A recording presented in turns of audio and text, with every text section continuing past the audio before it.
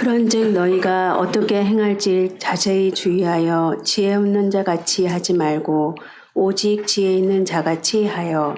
아멘. 본문이 짧으니까 좋죠. 오늘 예수나의 치료자라는 찬양을 또 우리 청년들이 부르니까 또 새롭네요. 네. 은혜로웠습니다. 감사합니다. 네. 때때로 그런 생각을 하시지 않습니까?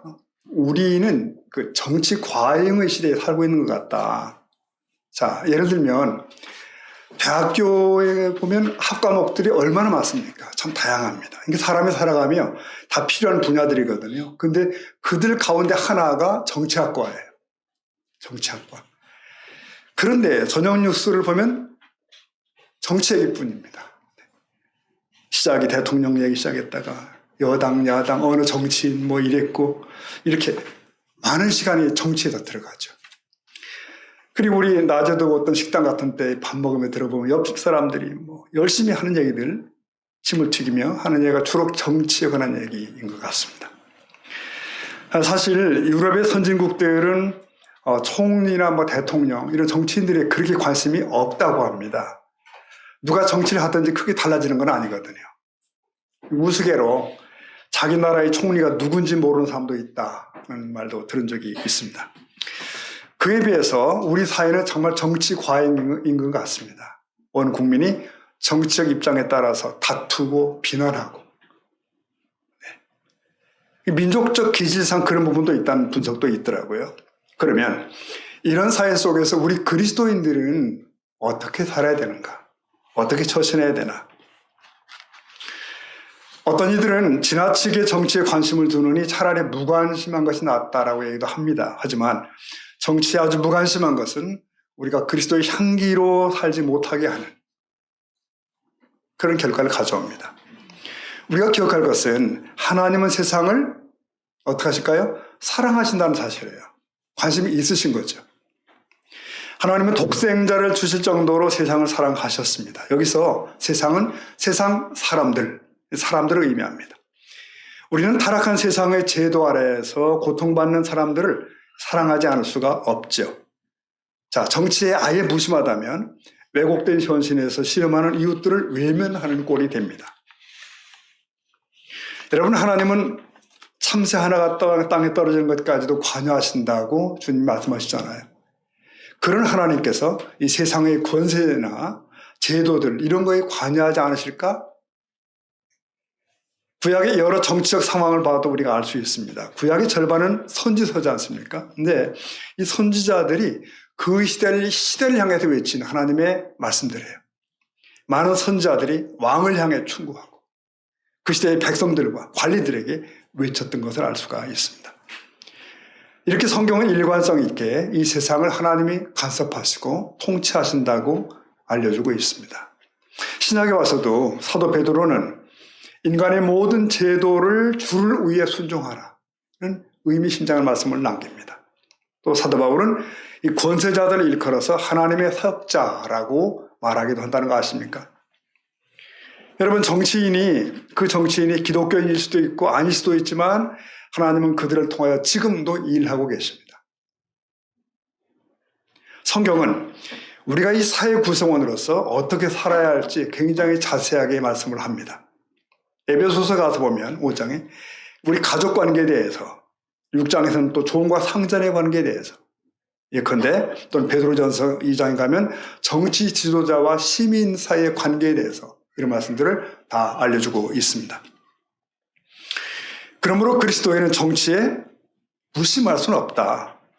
하나님께서 우리의 삶을 통해서 사회 각처에서 그의 사랑과 통치를 나타내기 원하시기 때문입니다. 그리스도 안에서 세상의 그리스도의 냄새를 나타내는 것이 우리가 감당해야 할 사명인 것입니다.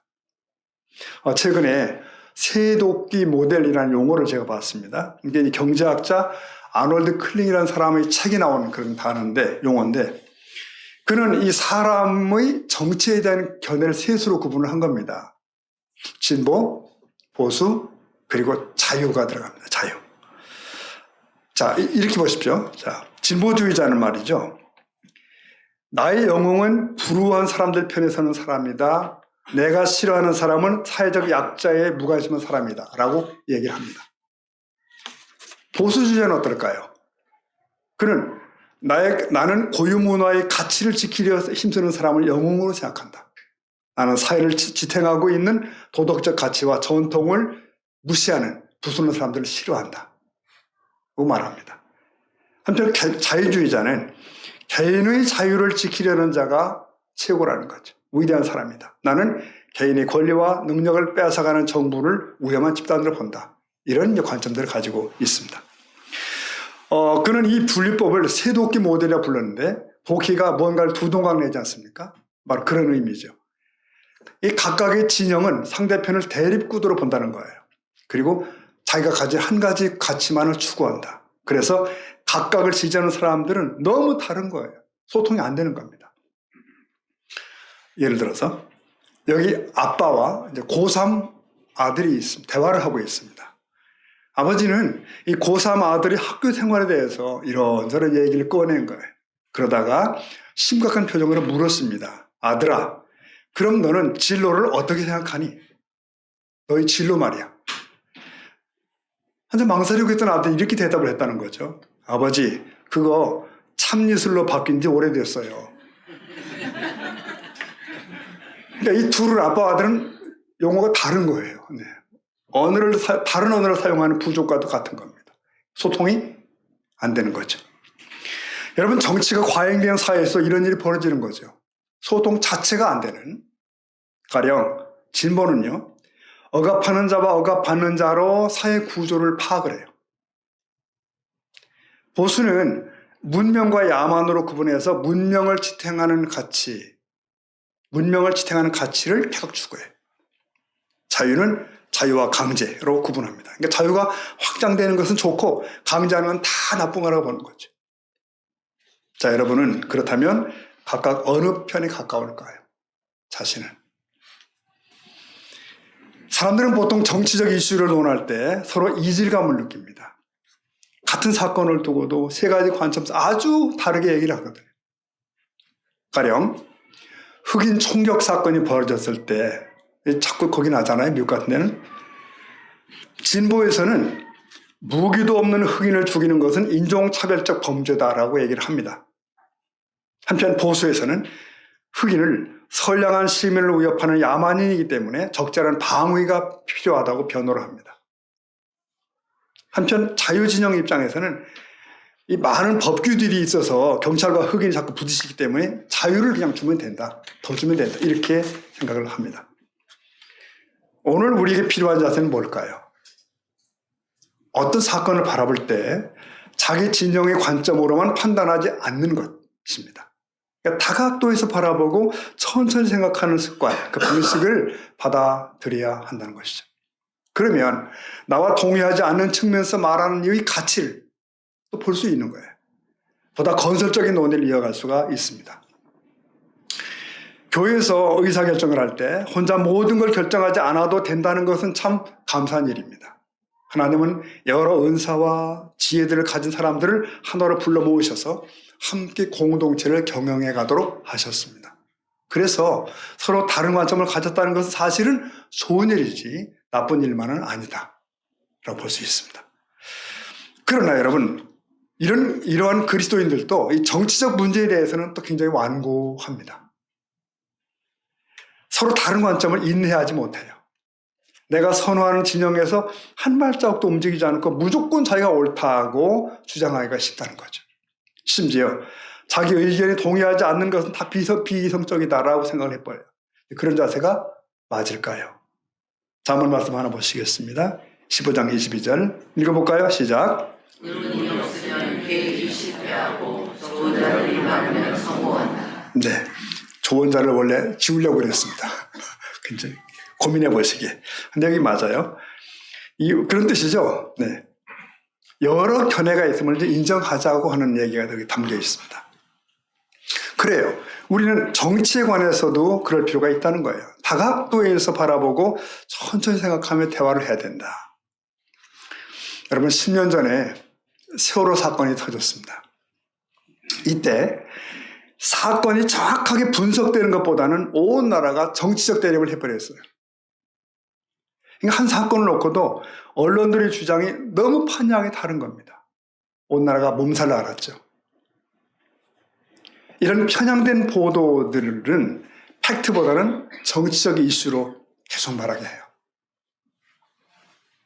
문제는 우리 그리스도인들도 이렇게 편향된 보도를 듣게 된다는 거죠. 그리고 같이 쏠려가게 되는 거예요. 어느 쪽인가. 그리고 자기가 선호하는 쪽에서만 듣게 됩니다. 다른 쪽의 말은 들어도 약점을 찾으려 듣는 거지 들으려 듣는 게 아니에요. 내가 이미 내린 결론을 가지고 다른 생각들과는 담을 쌓아버린. 이러면 좋은 결론을 맺을 가능성은 희박해집니다. 여러분, 우리는 정치를 논할 때 상대방의 나의 생각을 수용하기를 기대합니다. 하지만 그러려면 내가 먼저 이해하려고 해야 돼요. 그리고 나서 이해받기를 기대해야 되죠. 성경은 이렇게 말합니다.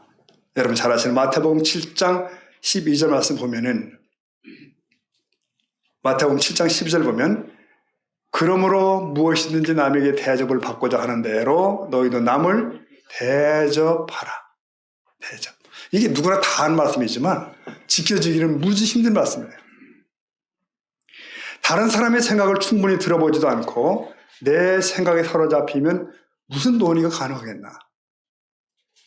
자, 그러면 그리스도인이 정치를 논할 때 가져야 할 기본 자세라고 할까요? 몇 가지를 짚어보려고 합니다. 첫 번째는 이 다양한 보도를 접해야 된다. 한 대중매체가 내 생각을 굳혀버리게 하지 않도록 해야 한다는 거죠. 다음 말씀 또 볼까요? 18장 17절 보면 자, 읽어봅니다. 시작. 송사에서는 먼저 온 사람의 말이 그의 상대자가 조금 어려운 것 같지만 이게 이렇게 쉽게 번역된 말씀도 있어요. 뭐냐면 재판에서 원고의 말이 옳은 듯 해도 피고가 오면 사정이 달라지느라. 그런 말씀이에요. 그래요. 한 보도만 무분별하게 수용하지 말라는 그런 뜻입니다. 사실의 전부를 균형 있게 전달하는가, 의도적으로 편향된 태도로 말하고 있지 않은가를 잘 보며 들어야 된다. 눈여겨봐야 된다. 여러분 생각보다 많은 매체들이 편향된 보도를 합니다. 엉뚱하게 이끕니다. 둘째는 내 관점을 잠시 내려두고 상대방 입장에서 들어보자 하는 것이죠. 상대방의 논점 중에 일리가 있는 건 무엇인가? 내 관점으로 봤을 때 보지 못했던 점은 뭔가를 생각하자는 거죠. 여기도 자문 말씀 보면은 자문 18장 13절 말씀이 있습니다. 읽어봅니다. 사연을 듣기 전에 대답하는 자는 미련하여 욕을 당합니다. 즉 듣기 전에 대답하는 자는 미련해서 수치를 당한다는 그런 얘기입니다. 세 번째 기본 자세는 논의의 목적을 잊지 말라는 것이거든요. 정치를 논할 때도 우리는 하나님의 영광을 가장 높은 곳에 둬요. 우리는. 정부를 위해 기도하고 주님의 교회를 세우는 일이 우리의 궁극적인 목표잖아요. 그러니까 내 말로 상대방을 논리적으로 눌러서 이기는 것이 최종 목적이 아니라는 거예요. 잠언 22장 4절 보면 4절 다 같이 겸손과 여호와를 보상은 영광과 생명이다.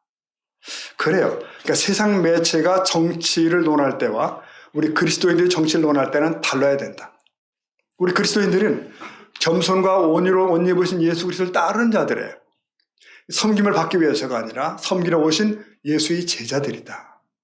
그러니까 이 땅이 아니라 하늘나라의 왕이신 하나님의 백성입니다. 우리는 세상 나라 백성이 말하는 길을 쫓는 것이 아니라 우리는 주의 나라와 그의 의를 구하는 성도로서 정치를 논해야 된다. 자, 다음은 정치에 대한 기본 입장을 좀 짚어보려고 합니다. 자, 생각해 보십시오. 만일 우리 그리스도인이 불교인과 구원에 대해서 논한다면 어떨까요? 이해를 갖추며 말하는 것은 당연합니다. 무대뽀를 하려는 건 안 되는 거예요. 하지만 나의 신앙관을 버리면서까지 상대방을 수용하려고 할 수는 없겠죠. 보통들 정치를 말할 때는 하나님은 마치 상관없는 존재로 취급되고 싶습니다. 왜? 국가와 종교는 분리되어야 한다고는 강박관념이 있어요. 언제부턴지. 하지만 국가, 사회, 정치가 종교와 별개의 것이라고 자르는 것은 옳지 않습니다. 성경이 이런 자세를 거부해요. 여러분, 여호와 하나님은 애굽을 내 백성이라 부르셨어요. 네. 아수르를 내 손으로 지으셨다. 이사야 19장 보니까 이런 표현이 있어요. 또 사도 바울은 모든 권세는 하나님으로부터 나지 않음이 없다고 설명을 합니다. 로마 13장에서. 심지어는 장차 새하늘과 새 땅, 그 나라가 도래해도 그때에도 민족과 나라 개념은 존재하는 것 같아요. 요한계시록 말씀 보니까 21장 26절에 사람들이 만국의 영광과 존귀를 가지고 들어간다. 그러니까 천국에서도 한국의 성도들이 있고 중국의 성도들이 있는 게 분명합니다. 네, 그렇습니다. 성경은 국가를, 정치를 하나님과 억지로 떼어놓지 않아요. 오히려 모든 나라는 하나님의 나라요, 모든 권세는 하나님의 권세라고 말씀하셔요.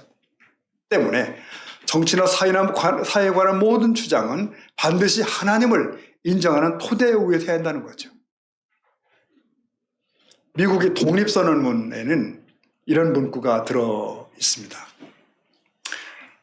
모든 사람은 평등하게 태어났고 창조주는 몇 개의 양도할 수 없는 권리, 양도할 수 없는 권리를 부여했는데 그 권리 중에는 생명과 자유와 행복의 추구가 있다. 그리고 이 권리를 확보하기 위해서 인류는 뭐죠? 정부를 조직했다. 이런 내용이 있습니다.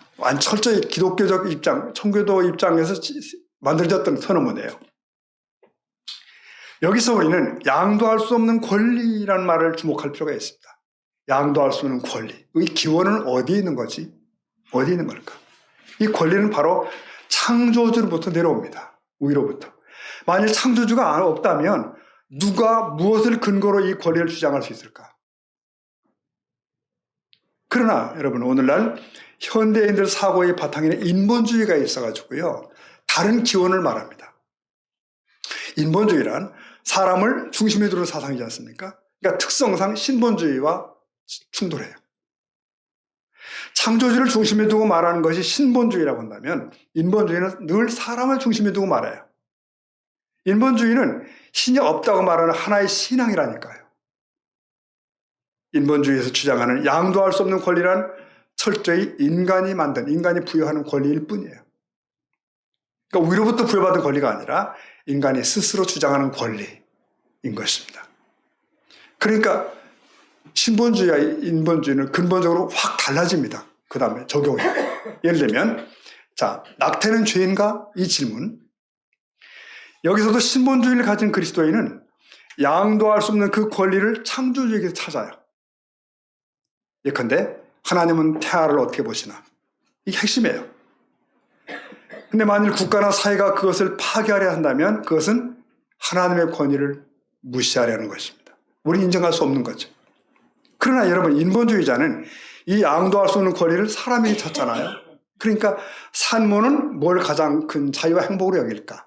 또 태아에게 자유와 행복의 추구권이 있는가? 이런 쪽으로 접근 나가요. 그러면서 신본주의의 입장을 배척합니다. 동성애 얘기 잠깐 하면, 동성애는 죄인가? 여기서도 우리 그리스도인은 양도할 수 없는 그 권리를 창조주에게서 찾죠. 그래서 하나님은 남자와 여자를 어떻게 창조하셨는가? 하나님의 설계하신 가정의 원리는 뭔가? 이렇게 접근합니다. 그래서 만일 사회가 그 권리를 해체하려고 한다면 힘을 모아 대응할 수밖에 없다. 그러나 여러분, 인본주의적 관점에서 보면 어떨까요? 동성애는 개인의 선택일 뿐이에요. 그 개인의 선택이에요. 다만 사회적으로 받아들일 수 있는지 여론을 수렴할 뿐이에요. 더 많은 사람이 자유롭다고 여겨지는 대로 법을 그냥 만들어버리려고 해요. 우리 그리스도인은 그런 입장을 받아들이지 않습니다. 여러분, 우리 그리스도인도 보수나 진보나 자유 등 다양한 정치적 선호도를 가질 수 있습니다. 하지만 어떤 그리스도인도 인본주의를 바탕으로 해서는 안 돼요. 먹든지 마시든지 뭘 하든지 뭐죠? 하나님의 영광을 위해 해야 하는 것이 그리스도인이기 때문입니다. 하나님을 바깥으로 몰아내고 사람들 중심으로 끌어오는 것, 이건 아닙니다. 종종 이 낙태와 동성애 이슈를 다룰 때 개인의 어떤 그 행복과 자유를 핵심으로 보는 교인들도 있어요. 이것은 신앙의 기반인 신본주의 자세를 포기하는 자세입니다. 또 그것을 죄로 규정하는 신앙인을 보면 당신 편협해. 이렇게 몰아가요. 이처럼 인본주의 관점으로 문제를 바라보면 심각한 오류들이 발생합니다. 여러분, 인간의 생명은 우위로부터 주어진 것입니다. 네. 고로 인본주의에 근거한 법이 예컨대 태아의 생명을 좌우할 어떤 권리가 없어요. 자, 심각한 것은 단지 낙태율이나 동성연애 현상이 아니에요. 인간의 자유를 보장한다고 하는 그럴듯한 포장지로 위장한 인본주의입니다. 이게 두렵습니다. 창조주의 권위를 부정하고 인간 중심이 되어서 모든 양도할 수 없는 권리를 스스로 결정하는 오만한 태도죠. 인본주의의 기본 사상이 바로 이것입니다. 로마 12장의 근거에서 하나님의 진리를 거짓 것으로 바꾸어 피조물을 조물주보다 더 경배하고 섬김, 이게 인본주의예요. 경계해야 된다. 마땅히 영원히 찬송할 분은 오직 하나님 한 분뿐인 줄로 믿습니다. 자, 근데 문제는 자신이 기독교인임에도 불구하고 신본주의적 관점으로 정치를 대하지 않는 사람들이에요. 정치는 신앙과 상관없는 영역이라고 생각했기 때문이에요. 하나님이 그런 문제를 어떻게 보시지를 생각하지 않는 거예요. 성경이 이렇게 말해. 그렇게 말하면 당신 극단적 신앙이야? 이렇게 여겨버리는. 그런 사람들과 호흡을 맞추려다가 잘못된 발걸음을 옮기는 것입니다. 이걸 겸손이라고 아량이라고 말하는 사람도 있을 것입니다. 하지만 하나님을 부정하는 것은 겸손이 아닙니다. 인본주의는 종교입니다. 하나님 없다고 굳세게 믿는 신앙 위에 세워진 어떤 그 사상체계예요. 하나님을 믿는 우리는 하나님께 대한 신념을 가지고 정치를 논할 수가 있어야 됩니다. 우리는 우리가 속한 모든 현실에서 하나님을 똑똑히 인정하고 설명할 수 있어야 됩니다. 자, 그렇다면 우리 그리스도인이 정치를 논할 때 어떻게 하나님을 인정할 수 있을까? 우리가 정치를 논할 때 하나님을 제외하는 것은 옳지 않다고 말씀드렸습니다. 하지만 모든 정치적 사안에 하나님을 늘 끼워 맞추는 것도 또 좀 억지스러워 보여요. 어떻게 해야 하나님을 인정하는 관점으로 정치를 논할 수 있을까? 기본적인 어떤 원리를 좀 다시 한번 점검해 보려고 합니다. 자, 먼저 구할 건 얘기인데요. 마태복음 6장 33절 익숙한 말씀 여기 나왔습니다. 같이 읽어보겠습니다. 시작. 너희는 먼저 그리하면 네, 자, 이 구절에서는 우리가 먼저 할 것, 우선시할 것을 지목하고 있죠. 그것은 하나님의 나라, 하나님의 의. 어떤 이는 국가 없이는 교회도 존립할 수 없어라고 말합니다. 하지만 정말 그럴까요? 성경은 영토로 구분되는 이 국가들의 개념을 초월하는 나라를 이미 선포합니다. 아수르, 바빌론, 애굽, 이스라엘도 모두 하나님이 통치하신 나라의 일부였어요. 그런데 성경은 하나님의 백성들 안에는 이미 시작된 그 나라가 있다는 거예요. 영원한 하나님 나라를 알려줍니다. 그래서 우리는 두 가지 개념의 나라를 인정합니다. 세상 나라와 하나님의 나라. 그러나 순서를 바로 잡아야 됩니다. 국가의 가치를 우리는 존중하지만 우선순위는 이 땅을 초월하는 하나님 나라에 있습니다. 우선순위는. 국가의 가치를 존중하지만 우선순위는 이 땅을 초월하는 하나님 나라에 있다는 거예요. 이 우선순위를 바꿔버리면 마치 이 땅의 국가가 전부인 것처럼 착각을 하게 됩니다. 착각이에요. 심지어 하나님의 나라의 운명이 모두 거기에 달린 것처럼 착각하기 쉬워요. 그러나 여러분, 성경 역사를 가만히 보십시오. 이 족장 시대를 역사하신 하나님은 사사 시대를 지나서 왕정 시대로, 심지어 포로 시대를 통해서도 하나님 나라를 통치하셔요. 역사를 보십시오. 평안과 자유가 보장된 시대뿐만 아니라 탄압과 독재가 가득한 시대 속에서도 하나님은 완벽하게 그의 나라를 위해 일해 오셨습니다. 우리가 하나님 나라를 우선하는 것은 정치를 논할 때 필수적인 자세다. 하나님의 의가 이 땅에 온전히 이루어지는데 합당한 선택을 해야 되고 결정을 해야 되기 때문에 그리스도인은 어떤 정치적 이슈를 논하든지 이 우선순위를 지켜야 된다. 예를 들어서 사드 배치 문제를 어떻게 볼 것인가? 하나님은 주권과 위엄을 가지셨고 높은 곳에서 화평을 베푸신다고 합니다. 욥기 25장. 하나님은 우리에게 고요하고 평안한 생활을 위해서 기도하라고 명령을 하셨어요. 디모데전서 2장에서. 그래서 우리는 사드를 찬성할 수 있습니다. 그것이 대한민국의 평화를 가져다 줄 수 있는 도구가 될 거라고 믿기 때문이죠. 이 사드를 반대하는 편도 이유가 있습니다. 그들 역시 대한민국의 평화를 걱정하고 있다는 것을 알 수 있습니다. 북한, 중국과 우리나라의 관계를 악화시키고 한반도를 긴장하게 할 수 있다는 것이에요. 자, 이럴 때 필요한 것은 피차 비난이 아니라 정말 사드라는 무기가 효용성이 있는 그런 무기인지에 대한 실질적 논의가 필요합니다. 실질적 논의가. 평화와 안전을 기뻐하시는 하나님의 뜻이 이 땅에 이루어지는데 합당한 결정을 해야 되기 때문입니다. 하지만 우리가 잊어서 안 되는 것은 뭐냐면 하나님의 나라는 사드 배치 여부에 달려있지 않다는 사실이에요. 그러니까 특정한 정치적 결정이 이루어지지 않으면 하나님 나라가 망한다? 그건 합당치 않은 자세입니다. 그리스도인은 정치를 논할 때 만왕의 왕이신 하나님을 인정해야 됩니다.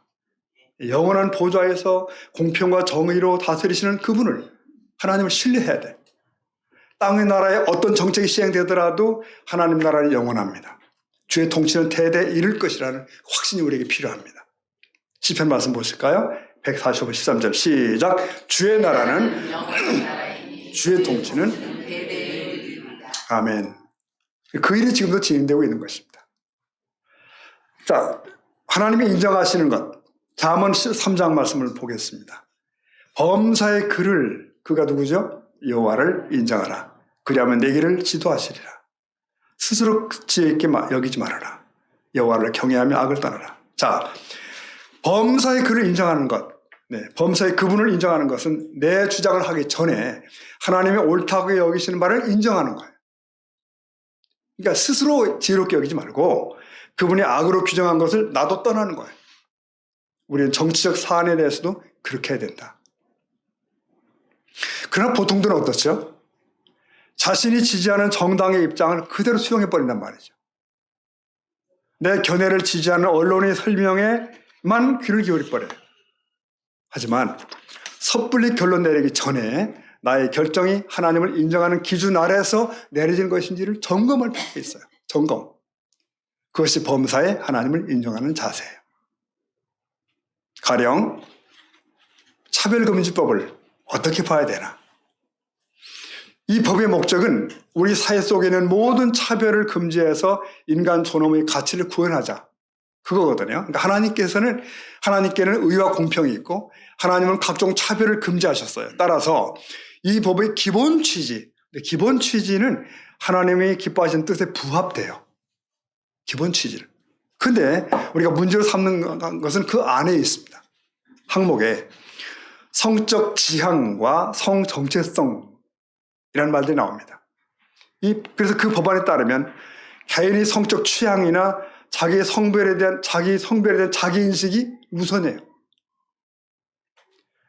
자, 하나님은 성경을 통해서 동성애나 양성애에 대해서 분명히 죄다라고 여러 곳에서 이미 선포하십니다. 성은 자신이 어떻게 인식하는가에 달린 것이 아니라는 거예요. 나는 생각하니까 여자인 것 같아. 나는 남자인 것 같은데 그게 아니라는 거죠. 하나님의 형상에 따라 주어진 것이 성이라는 거예요. 성경 입장 그겁니다. 인간이 존엄한 것은 하나님께서 인간을 자기 형상에 따라서 창조하셨기 때문이에요. 하나님은 이 점에서 모든 인간의 평등을 원하십니다. 하지만 하나님이 죄라고 규정하신 것까지 우리가 법으로 보호해야 되나? 그런 죄를 마다하는 그리스도인들이 역차별당하는 것이 맞나? 이런 문제가 이 법안에 끼어 있습니다. 물론 성적 지향성만 문제가 되는 것은 아닙니다. 모든 죄는 하나님 미워하시죠. 죄인을 사랑하고 그들의 회복을 돕는 것도 필요합니다. 하지만 그들이 죄를 조장하는 법을 지지하는 것은 그들을 사랑하는 방식이 아니에요. 그런 정당이 있다면, 그런 정치인이 있다면, 우리는 당연히 거부하는 겁니다. 어느 누구를 거부하는 것이 아니라 그가 가질 성향과 그가 가진 주장을 보고 분석하는 것입니다. 자, 매듭하겠습니다. 여러분, 해가 바뀌면 이제 다시 또 이 우리나라는 선거에 소란한 분위기로 들어가겠죠. 하지만 우리는 그냥 떠밀려만 갈 수는 없습니다.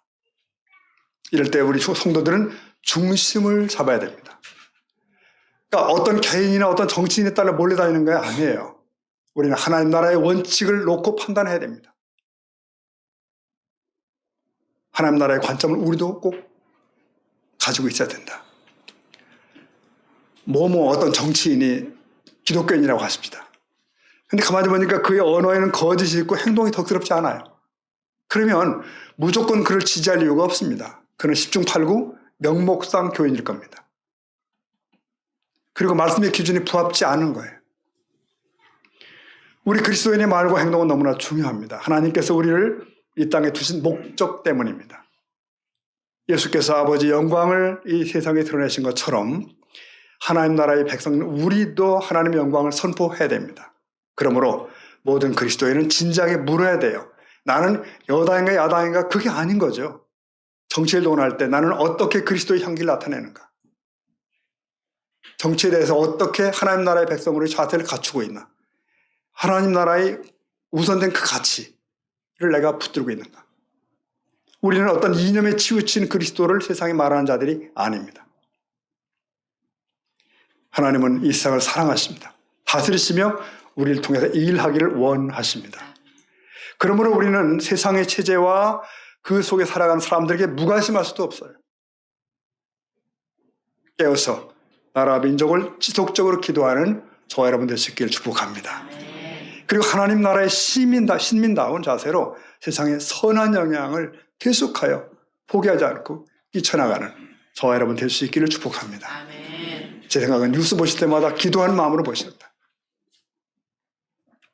오늘 이 말씀 읽고 마치도록 하려고 합니다. 에베소 5장 15절 말씀 같이 읽겠습니다. 시작. 그런즉 너희가 지혜 없는 자같이 아멘. 자, 우리 같이 기도하겠습니다.